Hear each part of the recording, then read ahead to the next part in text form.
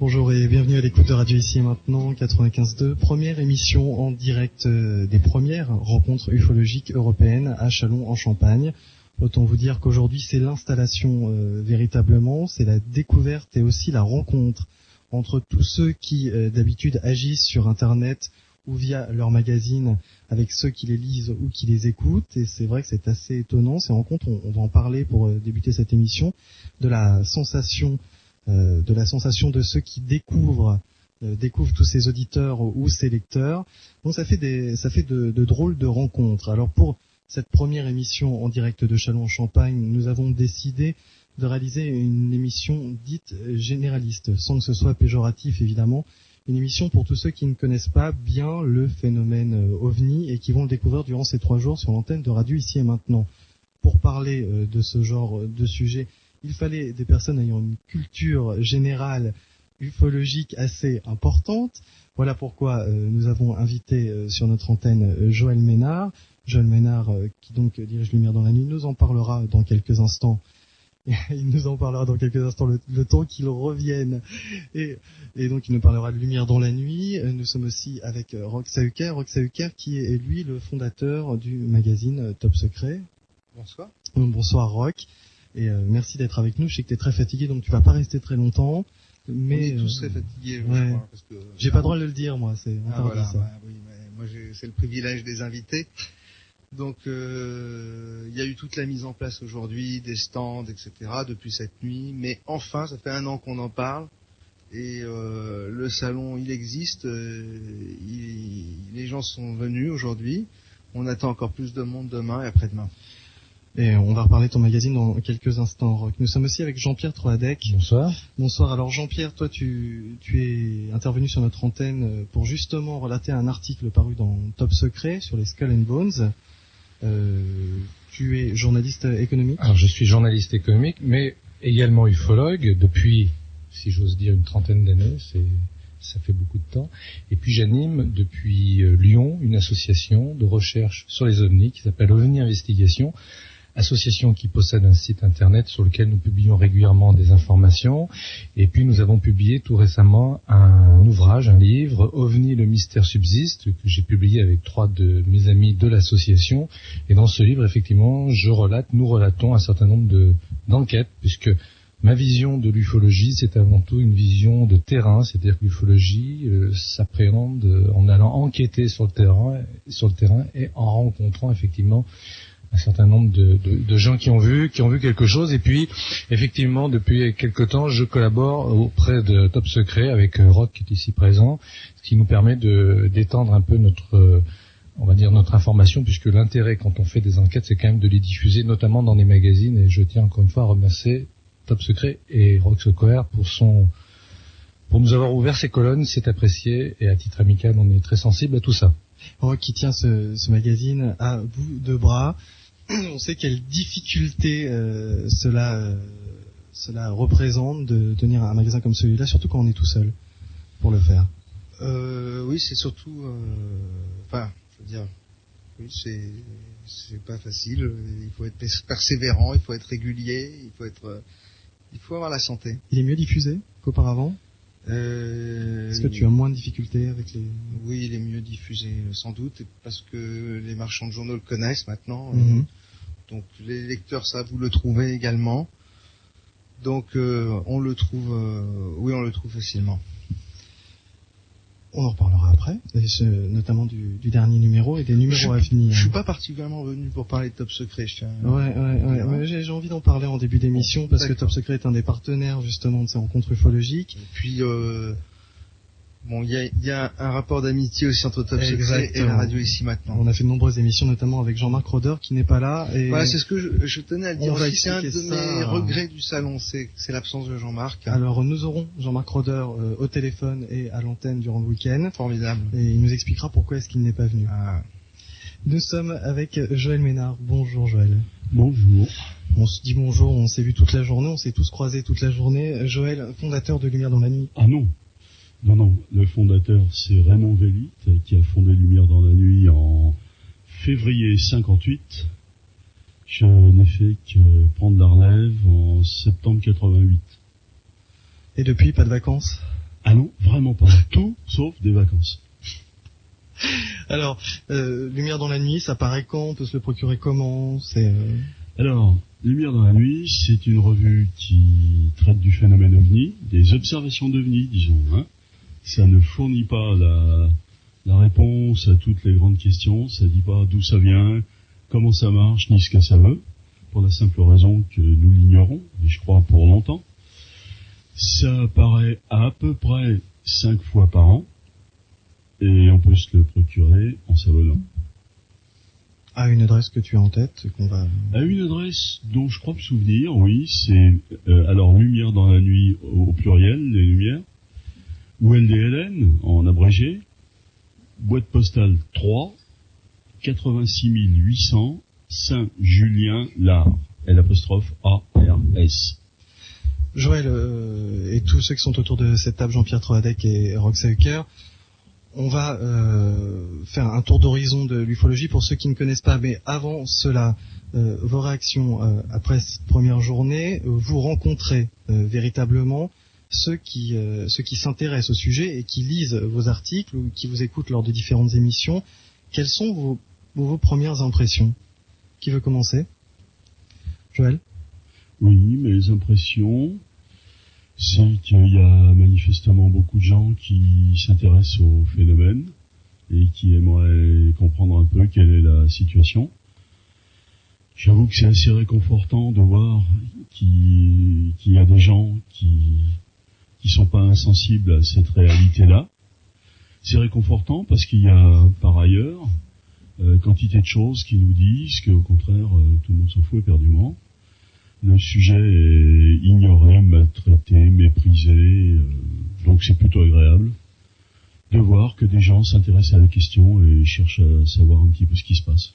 De par les questions qui t'ont été posées aujourd'hui sur le stand de Lumière dans la nuit, est-ce que tu as l'impression que tes articles vont dans le bon sens et dans l'attente de tes lecteurs? Est-ce que...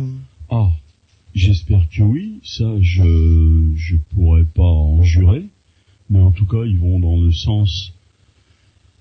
seul que je conçoive, hein, c'est-à-dire écouter ce que disent les témoins, mettre de l'ordre dans tout ça, et essayer de voir quelle est la situation, sans idée a priori. C'est la seule orientation que je puisse concevoir. Ce que je veux dire par là, c'est avais-tu plus de questions techniques ou des questions sur l'histoire qui vont rencontrer toutes ces personnes justement à Châlons? Ça va te permettre aussi de peut-être mieux ressentir ceux qui lisent Lumière dans la nuit. Oui, parce que j'ai eu l'occasion tout à l'heure de parler à quelques abonnés qui étaient de passage. Cela dit, pour moi, il y a une question unique, c'est que vivent les gens qui ont des expériences de type OVNI. Je parle pas de la personne qui voit un OVNI dans le lointain en promenant son chien pendant la pause de pub le soir. Je parle des gens qui ont des expériences rapprochées. Non pas que les autres soient pas intéressants d'ailleurs, hein, de voir passer un pitonnier dans le lointain, c'est très bien.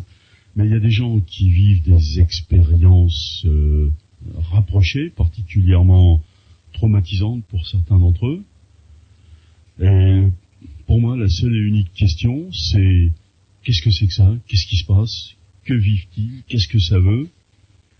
Les réponses ne tombent pas toutes seules, mais par contre, on peut essayer d'en savoir plus en écoutant précisément ce que disent les témoins. Je vais poser exactement les mêmes questions à Roch. Première réaction après avoir rencontré évidemment une infime partie, mais du public de Top Secret, en tout cas ceux qui se sont déplacés aux rencontres de Châlons-en-Champagne. C'est un peu particulier. En plus, moi, je reviens ici dans la région parisienne, donc je retrouve aussi certains lecteurs qui étaient des amis, qui étaient devenus des amis au tout début de Top Secret. Donc c'est sympa de retrouver ces amis. Globalement, c'est plutôt agréable. Ça fait du bien parfois d'avoir des compliments, etc. Et puis de mettre aussi parfois un visage sur des personnes qu'on a eues au téléphone, etc. Voilà, distribution d'eau pour tout le monde. Jean-Pierre Troadec, oui. OVNI Investigation porte bien son nom. Et est-ce que vous pensez que c'est au sein de OVNI Investigation que ces rencontres ufologiques de Châlons en Champagne vont vous permettre de récupérer des témoignages et ainsi d'avancer encore un peu plus? Alors je dois dire que moi je suis effectivement très heureux d'être ici présent, de participer à ces rencontres, puisqu'il se trouve que ça faisait une dizaine d'années qu'il n'y avait plus rien eu d'organisé à cette échelle-là en France. Et la dernière fois, j'en étais le co-auteur, puisque les dernières rencontres, qui s'intitulaient aussi Rencontres européennes, se sont passées à Lyon, c'était il y a 10 ans. Et sur ces rencontres qu'on a organisées durant 8 ans, nous avons eu effectivement des ufologues qui sont venus des États-Unis, du Canada, de Roumanie, de Russie, de Chine. Et depuis 10 ans, c'était le calme plat, puisque ça demande énormément d'énergie que de mettre ceci sur pied. Donc, il faut rendre hommage à Alain Blanchard et Gérard Lebas, qui sont les co-organisateurs de ces rencontres, et ça permet effectivement de voir que, bien que certains, et Joël Ménard l'a un peu dit, disent que le phénomène OVNI et que l'ufologie sont en perdition, c'est faux, puisque effectivement, dans cette première journée, on a un public, on va dire, très spécialisé, beaucoup d'ufologues. Moi, j'ai retrouvé beaucoup d'amis que je n'avais pas revus depuis plus d'une dizaine d'années. Et puis, sur le week-end qui s'ouvre, samedi et dimanche, je pense que nous aurons beaucoup de visiteurs.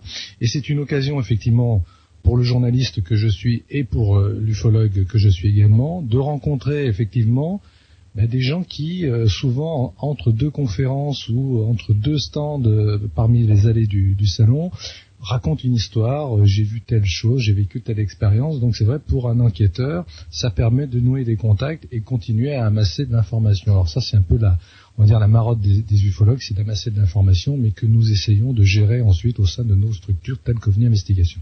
Et là, tu nous laisses entendre que l'amitié existe encore dans le milieu ufologique. C'est quand même une découverte. En tout cas, en ce qui me concerne, l'amitié existe. Il y a des amis récents, et puis comme Roch, que je suis très heureux de retrouver ici. Et puis il y a des amis plus anciens, parce qu'effectivement, moi je suis quelqu'un de très consensuel. Alors ça ne veut pas dire que je suis quelqu'un qui n'émet pas d'opinion, bien au contraire, mais je pense que le sujet OVNI est un sujet tellement marginal aux yeux des autorités, aux yeux des médias, aux yeux des institutions, qu'il faut effectivement essayer d'être consensuel entre les gens qui s'occupent de ces questions-là.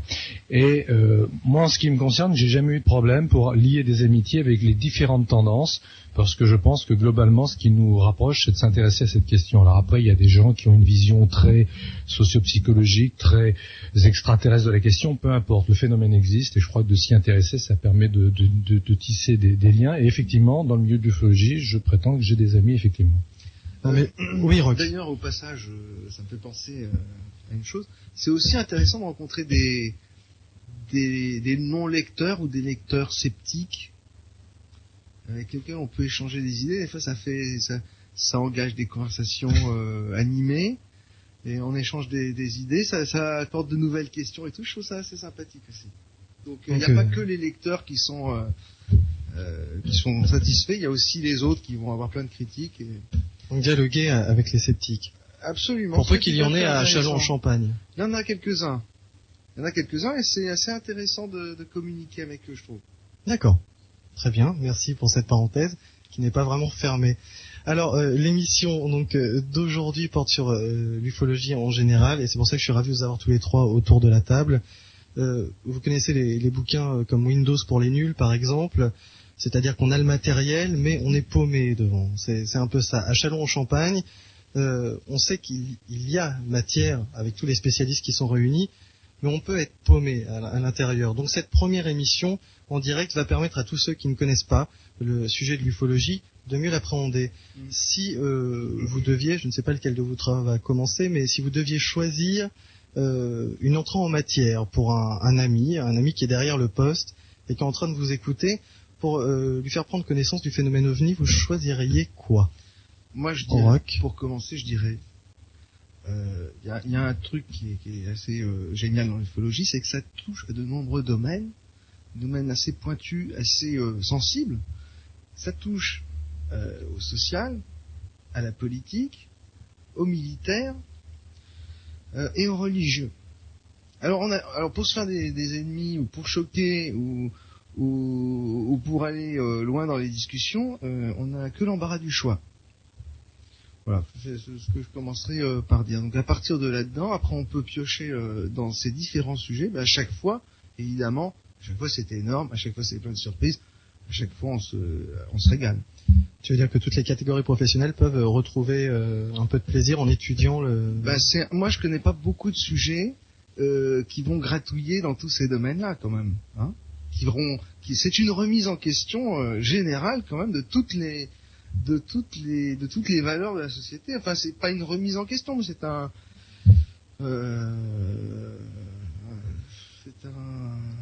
rafraîchissement, ou comment dire, on remet à jour et on questionne tout le temps. C'est un questionnement. Je crois que c'est aussi une démarche citoyenne. Étudier l'ufologie, c'est perdre ses bases, Joël, Jean-Pierre? Non, je pense pas que ça soit perdre ses bases. C'est, j'allais dire, prendre beaucoup de recul et se dire qu'effectivement, on vit dans un système très organisé, une société très fonctionnelle, et puis on se rend compte qu'il y a des frontières, et puis qu'au-delà de ces frontières, il subsiste encore autre chose, et que on va dire que le champ des perceptions ne se résume pas effectivement à être un simple citoyen consommateur, mais qu'à certains moments, il faut sans doute se questionner et s'interroger. Et le phénomène OVNI est souvent une porte d'entrée pour des gens qui commencent à se questionner. Et généralement, on se rend compte que la plupart des amateurs d'OVNI, des gens qui sont en tout cas très intéressés par la question, ne s'intéressent pas qu'à ça, débarquent après très rapidement sur des questions d'ordre spirituel, sur des questions d'ordre symbolique. Alors, ces sujets-là n'ont pas de rapport direct avec les OVNI, mais ça montre que le phénomène OVNI, que l'ufologie, c'est un sujet qui permet, on va dire, d'ouvrir la conscience.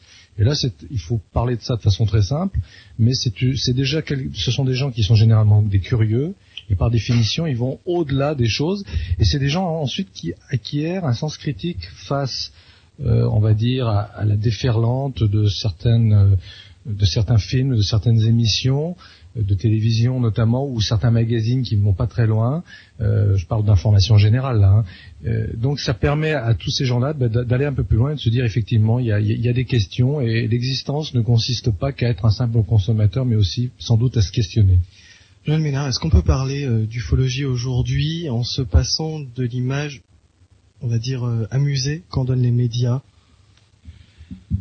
Je crois qu'on qu'on ne peut faire de l'ufologie aujourd'hui comme hier qu'en se passant totalement de l'image qu'en donnent les médias.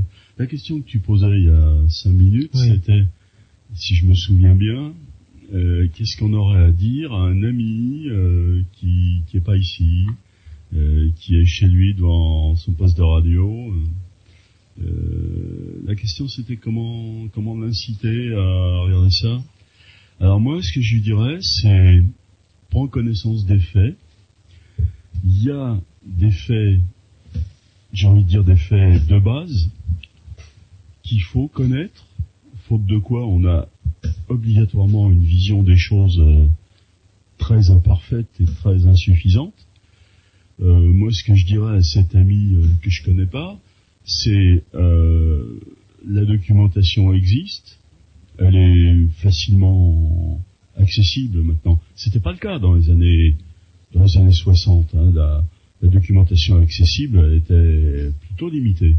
Bon, aujourd'hui, il y a quantité de publications qui permettent d'avoir une bonne connaissance, sans trop se fatiguer, des données de base. Donc, ce que je voudrais dire à cet ami, c'est commence d'abord pour te documenter, pour savoir ce qui s'est passé à Los Angeles dans la nuit du 25 au 26 février 42. Documente-toi sur la vague de 46 en Europe et dans le bassin méditerranéen. Documente-toi sur la vague de 54. Maintenant, on est riche on n'est pas riche tout court, mais on est riche sur la vague de 54. On a une vision précise et pas exhaustive bien sûr, mais assez fidèle, je crois, de ce qui s'est passé pendant l'automne 54. Et puis il y a tout le reste. Il y a la vague des années 70, il y a le 5 novembre 90, il y a les mutilations de bétail, il y a les abductions. Il y a dans tout ça un certain nombre de faits qu'il faut connaître. Point, c'est tout. Tu connais les amis, il va te dire bon d'accord, je vais me documenter, mais là tu viens de me parler de la vague de 54. Est-ce que tu peux m'en dire quelques mots? quelques mots de la vague de 54. Pour l'intéresser, cet ami qui veut... La vague de 54, oui, quelques mots, c'est difficile ça. Lui, c'est ce qu'il va te demander. Après, toi, tu choisis ce que tu veux. Vraiment ardue. Ben, c'est très simple. En 54, la fréquence des observations s'est mise à croître, disons vers le début de l'été. Elle est devenue très importante au mois de septembre. Elle a atteint un maximum incroyable, et pourtant vrai, au mois d'octobre. Et puis ensuite, elle s'est mise à redécroître. Une bonne manière de savoir ce qui s'est passé, ce qui a été vu, par exemple en France, hein, on peut se limiter à la France, ça simplifie le problème, et puis ça simplifie le problème d'accès aux sources. Une bonne manière de savoir ce qui s'est passé à cette époque-là, c'est tout simplement d'aller dans les centres d'archives tels que les archives départementales, où on a accès à la presse de l'époque. Moi, ce que j'ai envie de dire à cet ami et à tout le monde, c'est lisez les journaux de septembre et octobre 54. Allez au centre d'archives départementales le plus proche de votre domicile. C'est gratuit, c'est ouvert à tout le monde. C'est ouvert tout le temps, sauf 3 semaines ou un mois pendant les vacances d'été. Et demandez communication des journaux de l'époque, et vous comprendrez. Vous verrez que pendant cette fin d'été et cet automne, les gens, des milliers de gens, voyaient des choses incroyables qui s'étaient pas produites auparavant, ou alors très peu, à toute petite échelle. Des choses comme des atterrissages d'ovnis, qui se manifestaient en quantité à cette époque-là. Si on ne sait pas, quelle idée peut-on se faire du problème? De quoi sommes-nous en train de parler si on ne sait pas ça? Si on n'a pas une idée de ce qui s'est passé à Schering, par exemple. Il vaut mieux le savoir, hein. C'est préférable. N'hésitez pas, tous les trois à intervenir. Je vais abonder dans le sens de Joël, que je connais depuis longtemps. Effectivement, moi je me souviens quand j'ai commencé à me plonger dans l'ufologie dans les années 70, eh bien, moi j'étais allé à l'agence locale du journal. À l'époque, j'habitais sur la région d'Avignon, c'était le Provençal, et puis je me suis sorti des archives, les éditions reliées de ces journaux, et puis j'ai feuilleté page à page. Puis je retrouvais un article, alors on pouvait pas le découper, il y avait même pas de photocopieuse, donc on le recopiait à la main. Bon, maintenant c'est vrai qu'on a des outils multimédia, Internet, pour pas le citer, mais comme le disait Joël, on peut effectivement accéder quand même à des centres de documentation papier. Tout ça est quand même bien organisé. Et moi, ce que j'aurais envie de dire à cet ami hypothétique qui nous entend, c'est de dire qu'actuellement, en 2005, en France, globalement, il y a une observation d'OVNI par semaine. C'est beaucoup et c'est peu. En France, je parle de la France, donc ça veut dire globalement OVNI par cas, 52 cas par an, et ça pose vraiment à la réflexion. Alors, il y a aussi une chose importante que je dirais à cet ami hypothétique, c'est surtout que les OVNI, il faut pas y croire. Il n'y a rien à croire dans le domaine OVNI, c'est pas une croyance, c'est pas une foi, c'est un acte de connaissance. On étudie un sujet, on étudie un dossier, et au travers de ce dossier, on se fait ensuite une opinion.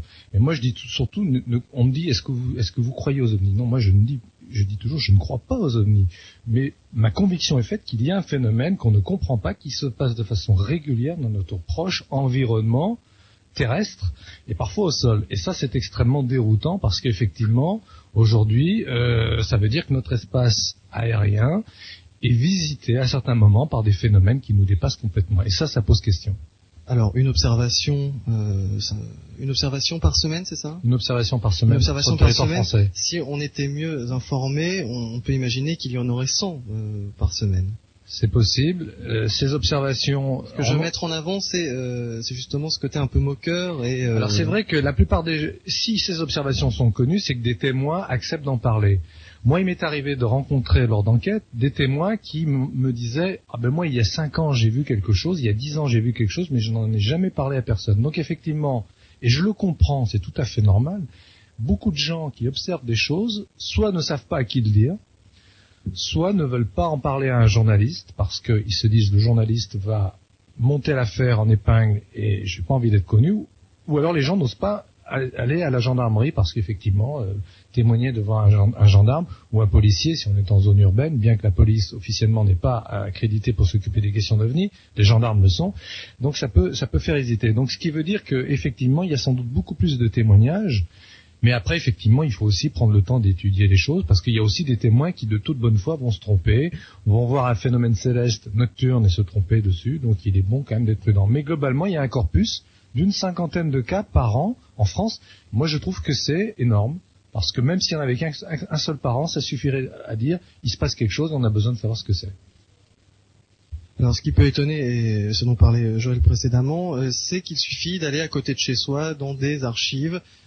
La plupart des gens pensent qu'il n'y a pas de faits relatés dans des archives officielles. En fait, il suffit de se baisser, de travailler pour les retrouver, mais on peut aller voir, il y a des archives.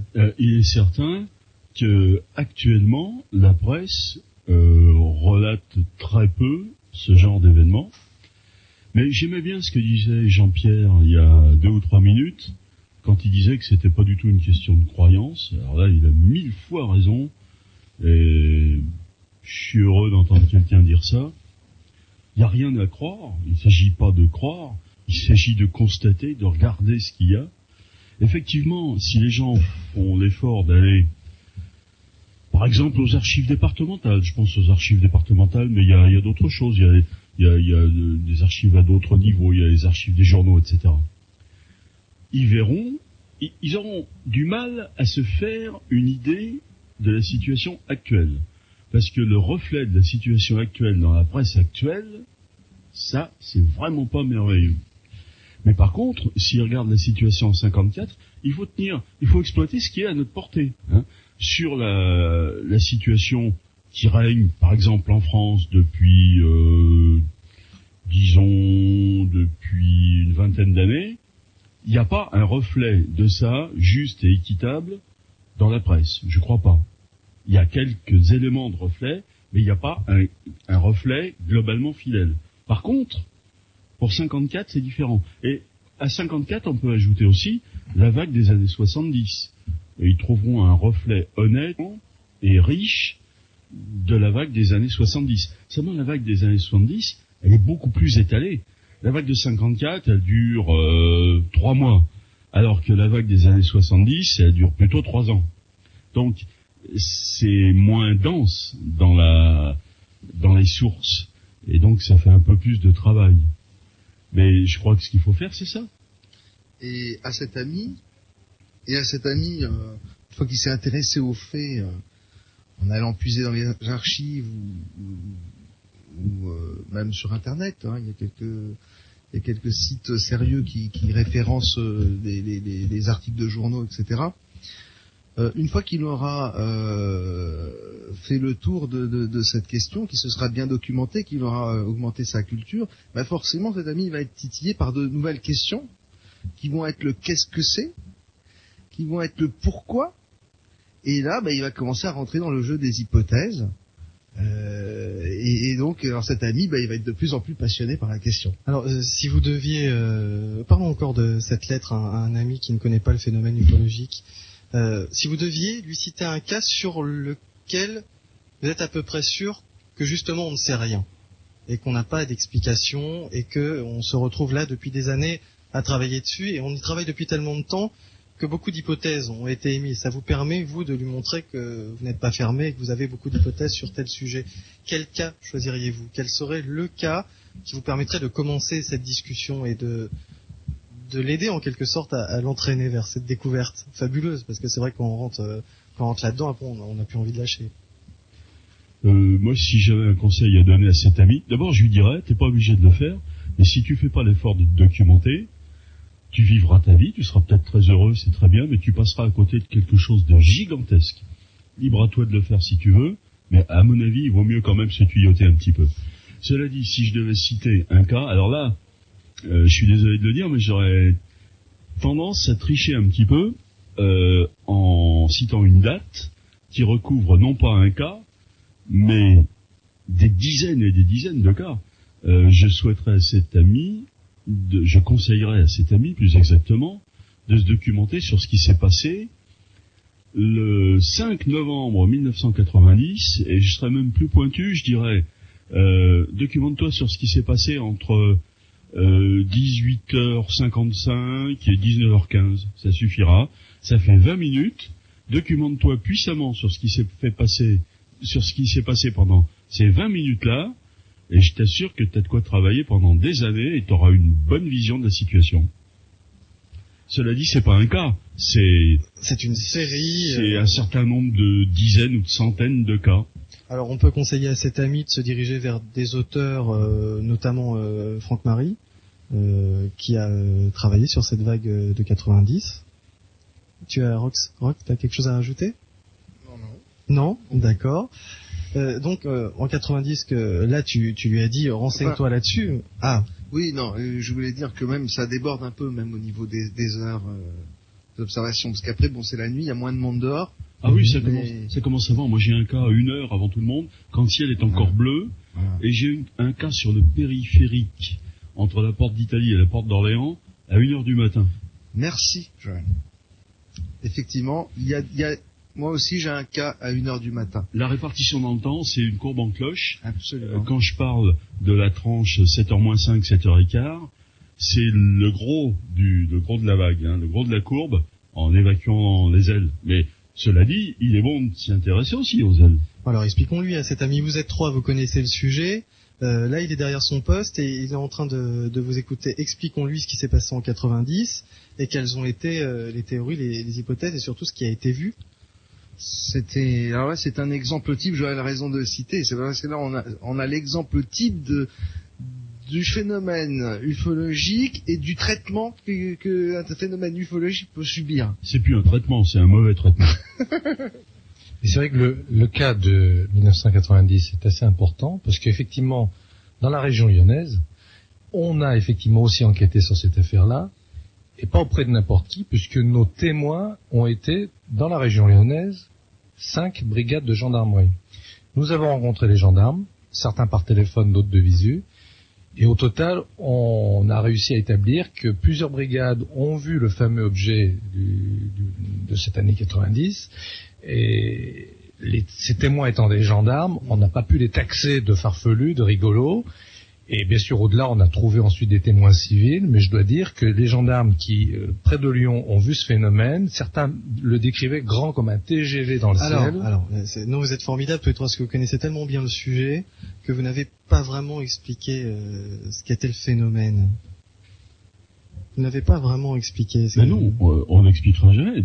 On peut se donner rendez-vous dans... Non, mais le nombre de personnes... Chaque témoin a vu une chose... Chaque témoin, voilà. Il s'est passé quoi exactement? Parce que vous parlez du phénomène... Chaque témoin va décrire l'objet de façon à peu près similaire, mais en même temps, avec des différences. Dans le ciel, et même en plein jour, des gens ont vu dans le ciel. Alors, ils ont vu dans le ciel. Alors, ça peut aller de l'objet stationnaire à basse altitude, qui va rester comme ça pendant quelques minutes, et puis qui va traverser... le champ, la route à vitesse lente. Il y a cet aspect-là, ça c'est des extrêmes. On a eu ce genre de témoignage. Et puis alors il y a l'autre explication. Il y a les autres personnes qui ont vu une entrée atmosphérique. Oui. Si on va dans les deux extrêmes. Donc c'est pour t'expliquer qu'on peut pas dire ce qui s'est passé le 5 novembre. Non, mais ce n'est pas du tout ce que je demandais.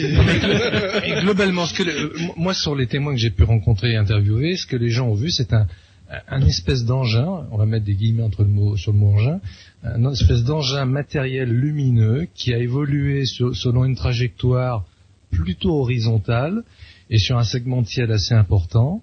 Et ça a été vu de différents endroits. Et sur la région Rhône-Alpes, ils ont tous parlé, ces témoins, d'un objet semblant très gros, très lumineux, avec des sortes de, on va pas dire de clignotants, mais de lumière disposée.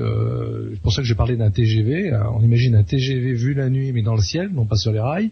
Ça donne une espèce de masse qui paraît solide, qui paraît peut-être même métallique, on ne sait pas, et en tout cas dont on verrait les fenêtres allumées.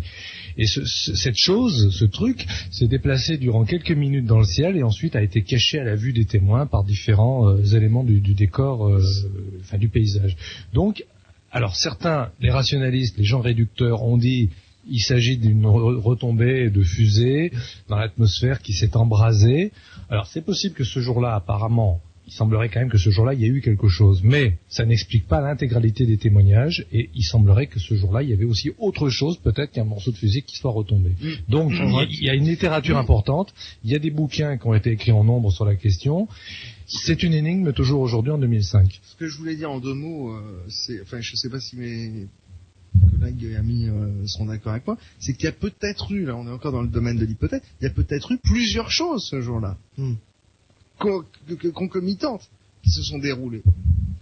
Non, on en est au stade des trucs inexpliqués. Il semblerait que ce soit le cas, puisqu'effectivement, si on prend les heures, moi je pense à ces brigades de gendarmerie sur la région Rhône-Alpes qui ont vu ce phénomène.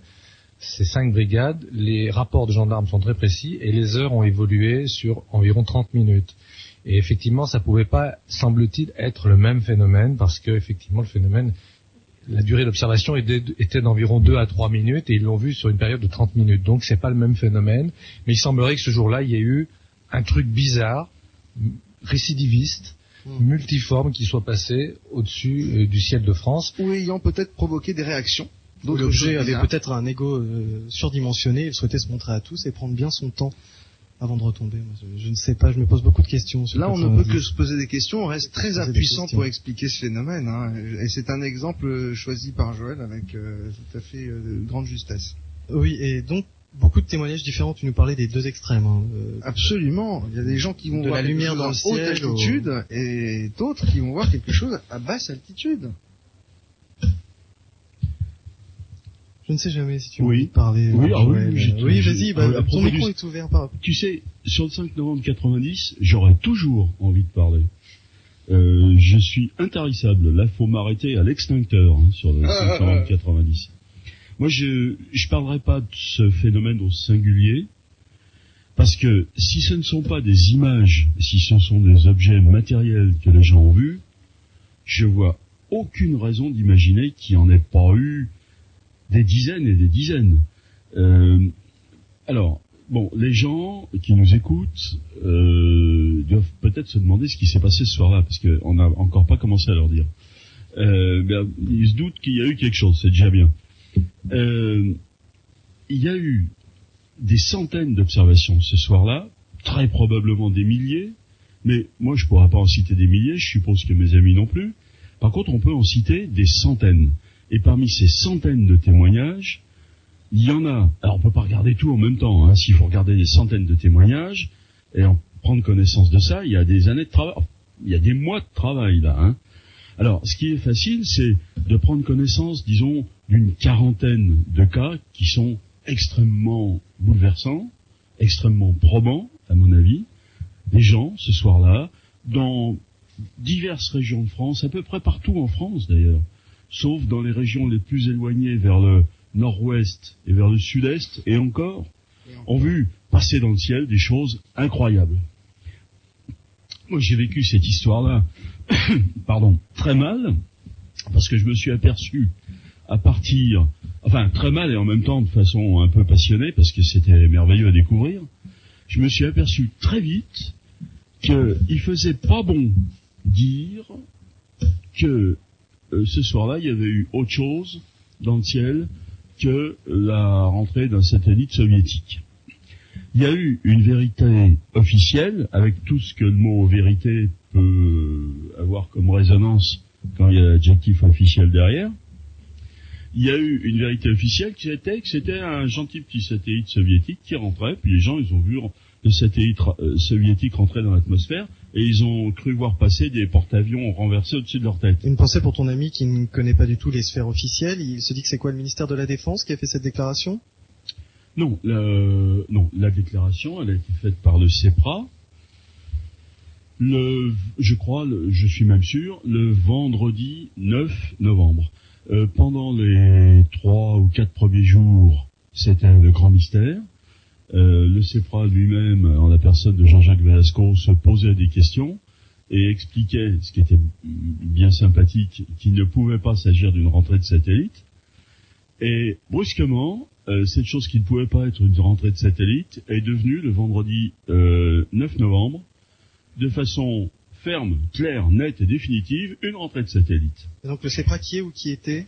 Qui était un organisme dépendant du CNES et censé s'informer, et peut-être aussi dans une certaine mesure, je ne sais pas très bien, informer le public sur la question. À partir du 9 novembre, c'était une rentrée de satellite soviétique. Alors, si vous aviez le malheur à ce moment-là, moi je l'ai fait parce que il y a des moments où j'ai mauvais caractère et où j'aime bien traverser en dehors des clous, c'est un très vilain défaut, ben c'est comme ça, que voulez-vous. Si à partir de ce moment-là, vous expliquiez que beaucoup de gens ce soir-là avaient vu au minimum une centaine de personnes, je pourrais citer sans problème une centaine de témoins qui ont vu des choses extraordinaires, totalement incompatibles avec l'idée d'une rentrée atmosphérique. Si vous parliez de ces choses-là, d'abord on vous regardait d'un œil méchant, on n'écoutait pas ce que vous disiez, et on vous faisait comprendre, peut-être, que de toute façon, même si c'était vrai, c'était pas la peine d'en parler. Je me souviens... mais sommes-nous ici pour dire la vérité ou pour être correct? C'est la question que j'ai envie de te poser. On est là pour dire ce que tu veux dire. Et bon. Pareil pour Oxaker ou Jean-Pierre Troadec, vous avez la libre parole totale. Moi, j'ai entendu un responsable du CEPRA, dont j'ai oublié le nom, dire en public que oh ben oui, il y avait peut-être eu autre chose, mais enfin bon, peut-être que ce soir-là, à cette heure-là, oui, peut-être qu'il y a eu autre chose, après tout, on ne sait pas. Mais finalement, c'était quand même une rentrée de satellites soviétiques. Et que ce qui était important, c'était de bien retenir que c'était une rentrée de satellites soviétiques. S'il y avait 150 personnes qui avaient vu passer des porte-avions au-dessus de leur pavillon de banlieue, bon, bah oui, peut-être ça se peut, parce qu'il y a peut-être des ovnis quand même, hein. Mais ce qu'il faut bien retenir, c'est que c'était une rentrée de satellites soviétiques. La dernière fois que j'ai assisté à ce cinoche, c'était au mois d'avril 2005. Et puisque nous sommes ici pour dire ce que nous pensons, eh ben je viens de le faire. Est-ce que là, vous... Oui. Alors effectivement, Jean-Pierre Troadec. Mais il y a eu d'autres cas depuis. Alors c'est vrai que cette observation de la fin de l'année 90 est assez symptomatique par le nombre de rapports recueillis, qui sont énormes, et je pense que c'est un des cas où il y a eu le plus de témoignages à l'échelon du territoire. Sinon, en ce qui me concerne et en ce qui concerne mon équipe sur Lyon et la région de Lyon, nous on a eu une vague importante en 1997, au mois de juin 97. On a eu une série d'observations dans les départements avoisinant Lyon, et là il s'agit d'un objet tout à fait manufacturé en apparence, de forme triangulaire, avec une sorte on va dire de vortex, ou en tout cas d'ouverture sous le dessous. Et ce qui est intéressant, c'est qu'il ne s'agit pas de témoins isolés qui ont vu ça. Il s'agit de groupes de témoins ne se connaissant, pas entre eux. Dans un des cas, il y a eu 8 témoins, donc c'est énorme. Dans un autre cas, il y a eu 4 témoins, et dans un autre cas, toujours avec cet objet triangulaire, témoins. Donc, et alors bien évidemment, ces témoins ne se connaissaient pas. Ça s'est passé à des heures quand même différentes. Pour certains, le groupe de 4 témoins, ça s'est passé à la tombée de la nuit. Pour le groupe de 8 témoins, ça s'est passé beaucoup plus tard, vers 2-3 heures du matin. Et puis pour le groupe de 3 témoins, ça s'est passé en début d'après-midi. Mais en tout cas, pour nous, c'est intéressant cette affaire, parce qu'il y a une unité de lieu. Bon, là, en l'occurrence, c'était autour de Lyon, parce que c'est un peu notre territoire, entre guillemets. Et puis, une unité de temps, donc c'était l'été 97. Alors, c'est vrai que, on va dire globalement, le phénomène semble évoluer dans son apparence. Bon, là, pour cette période-là, c'était cet objet en forme de triangle, mais massif. C'est-à-dire, c'est un objet qui, d'après nos estimations, on a fait des recoupements, on a fait des calculs trigonométriques, avait une sorte d'envergure d'une vingtaine de mètres de large, ce qui est énorme, et à basse altitude. On a fait autant que faire se peut des vérifications. Bon, il semblerait que ce jour-là, il y avait effectivement aucun vol d'avions spéciaux ou non spéciaux sur des zones urbaines ou périurbaines en tout cas. Et puis, ce qui est intéressant, je le répète, c'est qu'il y a eu plusieurs témoins. Donc dans ces cas-là, nous, ce qu'on fait, on interroge les témoins séparément. On recoupe leurs témoignages, et puis d'un groupe de témoins à l'autre, on fait des recoupements supplémentaires. Donc effectivement, là, il est difficile de dire qu'il ne s'est rien passé. Et des vagues comme ça, des séries de témoignages comme ça, il y en a tout au long. Et la dernière importante sur laquelle moi j'ai pu enquêter, ça s'est passé durant l'été, non pas 2005, mais l'été 2004. C'est la région de Haute-Savoie. Là, il y a eu une dizaine de cas. D'ailleurs, la revue Lumière dans la nuit et Joël Ménard, ici présent, l'ont relaté. Et il y a même eu une série une photographie notamment remarquable. Et je dois dire qu'effectivement, c'est tout à fait étrange, parce que là aussi, il y a eu une unité de lieu. C'était la région de la Savoie et de la Haute-Savoie, et un objet qui a été vu à différentes heures de la journée. Donc apparemment, si on admet l'hypothèse que tout ceci est vrai, et c'est ce qu'on va faire ce soir, ce phénomène s'est baladé à différentes heures de la journée et a été vu par différents témoins. Donc c'est tout à fait stupéfiant. Avant de détailler d'autres cas justement que vous avez pu traiter en commun, en tout cas différemment, mais de même sujet, à partir de quand peut-on dire qu'une photo est remarquable en ufologie? Quels sont les critères? Moi je dirais que une photo n'est jamais une preuve. Alors ça, il faut vraiment le répéter et se le redire, une photo n'est jamais une preuve. Parce que des photos, on peut en fabriquer, surtout aujourd'hui. J'allais dire que les photos les plus intéressantes dans le domaine de l'ufologie, c'est des photos qui existaient il y a plus de 10 ans. Maintenant, avec les particularités numériques, effectivement, on ne peut plus totalement analyser les photos. Les trucages sont quasiment indécelables. Mais une photo toute seule n'a aucune valeur. Par contre, une photo accompagnée d'un témoignage et de quelqu'un qui accepte de se soumettre aux questions et de répéter son histoire et d'accepter la contradiction, ça permet effectivement d'avoir un point de vue tout à fait pertinent. Et là, une photo devient, alors non pas un élément de preuve, je dis c'est pas une preuve, mais en tout cas devient un élément d'appréciation, un élément de présomption. Moi, je suis tout à fait d'accord avec ce que vient de dire Jean-Pierre. Tout à fait d'accord. Enfin, je signe. D'accord. Merci. À propos des événements dont tu nous as parlé là, en 97, oui. Ça me donnait envie de dire deux mots de ce que j'appelle la vague de l'été 98. Je suis frappé de voir que personne ne parle de ça. Il y a eu une montée de la fréquence des observations vers le début ou la fin du printemps, comme vous voulez, c'est la même chose d'ailleurs, vers le mois de juin 98.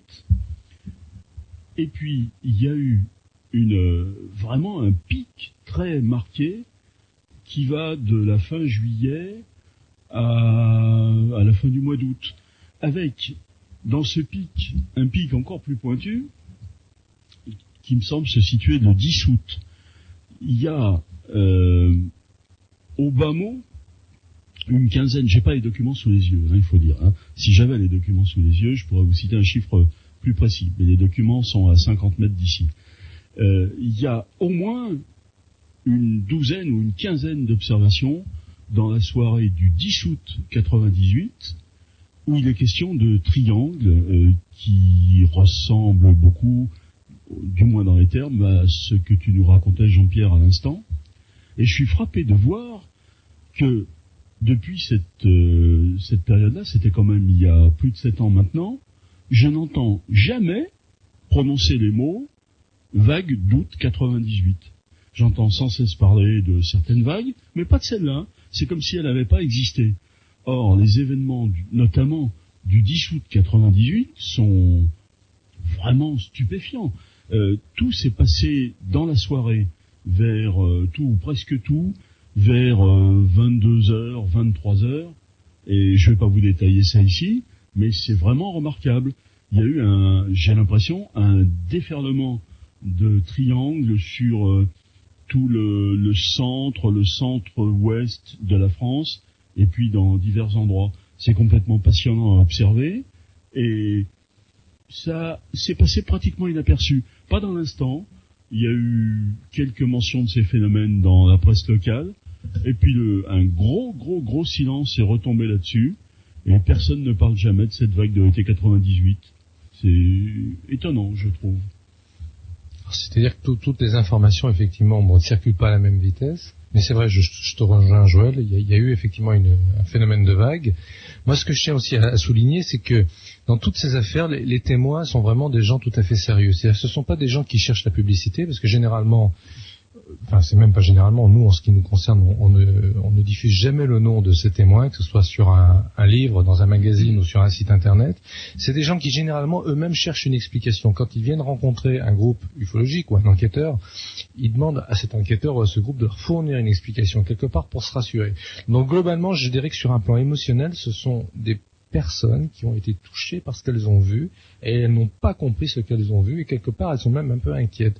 Donc le fait de venir témoigner, j'allais dire que ça a presque une fonction psychothérapeutique, c'est-à-dire que les gens déposent finalement au pied de l'enquêteur un fardeau psychologique et ça leur permet finalement de continuer à vivre normalement. S'ils ne l'avaient pas fait, quelque part, on peut imaginer qu'ils auraient conservé en eux une sorte de charge émotionnelle qui les aurait sans doute perturbés. Donc voilà, l'enquêteur a aussi une fonction sociale presque. Alors cet ami qui découvre l'ufologie derrière le poste, il entend parler de vagues depuis tout à l'heure. Des vagues, c'est pas des observations anodines, c'est sur un certain temps et c'est beaucoup de personnes.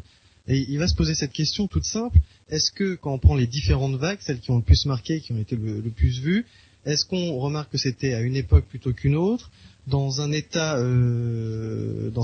dirigé dans une démocratie plus qu'une autre, d'une partie du globe plus qu'une autre, le matin, au petit matin en tout cas, ou au début de la nuit, il va se demander si on a essayé d'étaler tout ça sur une table et de faire le tri. Il y a des faits très marquants, très importants, très bouleversants même, qui se produisent en dehors des vagues, effectivement. Et là, j'étais très touché quand Jean-Pierre parlait de la fonction psychothérapeutique de l'enquêteur auprès du témoin. C'est une notion qui était à peu près complètement inexistante pour moi jusqu'à une date très récente. Je pensais jamais à ça et j'avais pas du tout le sentiment que, en recueillant les récits des témoins, on leur rendait un merveilleux service. Ça, c'était quelque chose qui m'était passé complètement par-dessus la tête. Et très récemment, plus précisément, ça devait être il y a 15 jours, je sais plus si c'était il y a 15 jours ou si c'était la semaine dernière. Excusez-moi, j'ai un petit trou de mémoire, mais ça n'a aucune importance. J'ai interviewé longuement une personne qui a vécu une rencontre rapprochée au début du mois de février 91, en région parisienne. Et j'ai été étonné, doublement. J'ai été étonné d'abord parce que cette dame m'a raconté, qui était assez exceptionnelle, assez remarquable, très riche en informations et en même temps assez bouleversant. Et puis, j'ai été frappé aussi par le fait qu'elle a beaucoup insisté là-dessus à la fin, et moi ça m'étonnait. C'était presque trop beau, trop agréable et trop beau à entendre. Elle a insisté énormément sur le fait que, en l'écoutant longuement comme je l'ai fait, je lui rendais un service inestimable. Et quand elle m'a raconté son histoire, ce qui a duré plusieurs heures, moi je lui étais très reconnaissant. J'avais envie de la remercier, de me fournir tous ces renseignements. Je trouvais ça vraiment très gentil de sa part. Et elle, pendant ce temps-là, éprouvait de la gratitude envers moi parce que ça lui permettait de se décharger d'un fardeau. Elle avait pu se décharger dans une certaine mesure, m'a-t-elle dit, de ce fardeau auprès de quelques personnes, notamment de son oncle et de sa tante. Mais ça avait été trop bref. C'était pas allé assez loin. Et il y avait des détails sur lesquels elle hésitait à insister. Mais parce que son oncle et sa tante, tout simplement, sont pas ufologues, bien qu'ils aient eux-mêmes vu quelque chose. Mais moi, j'écoutais intensément ce témoignage parce que c'était mon travail. Et elle m'a dit de façon très explicite quel service ça lui avait rendu. J'en étais très ému et je le suis encore. Parce que c'est bien agréable de se dire qu'on peut être utile à quelqu'un. Cela dit, c'est pas toujours comme ça, hein. Il faut quand même que les gens sachent que quand un enquêteur rend visite à des témoins, il n'est pas toujours accueilli comme le sauveur.